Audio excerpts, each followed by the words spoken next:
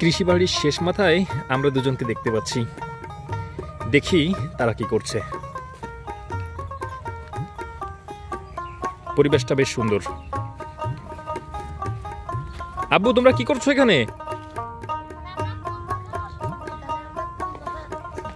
কুল মাখা?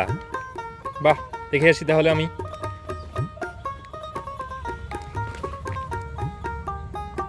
কি কুল এগুলা? মিষ্টি কুল, টক কুল।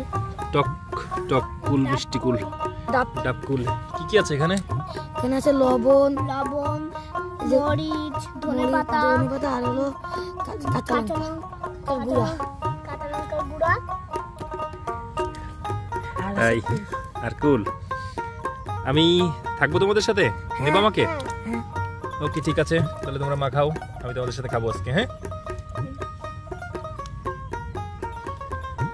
এটা হচ্ছে আমাদের কৃষি বাড়ি। প্রতিবারের নাই এবারও আমরা নানা রকমের শাকসবজি চাষ করেছি।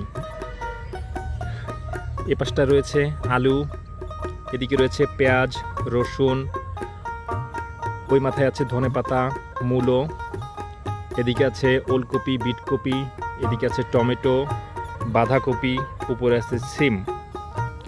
আর এদিকে আমার ছোট ছেলে এবং আমার ভাই দুজনে মিলে বড়ই মাখাচ্ছে। আজ আমি তাদের সাথে যুক্ত হয়েছি।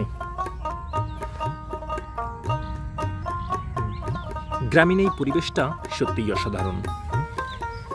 আপনারা যারা শহরে থাকেন তারা কখনোই এর মজাটা উপভোগ করতে পারবেন না।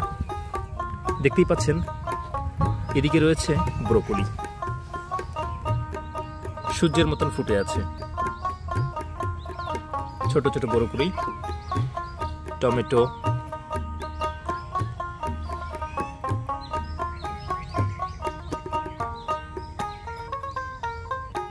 আমরা এবার বাঁধাকপি, ফুলকপির সমন্বিত চাষ করেছি।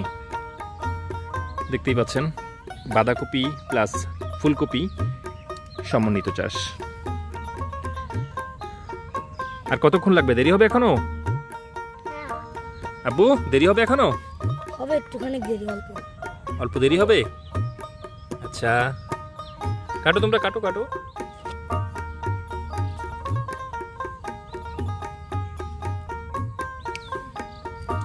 খাও, তুমি খাও।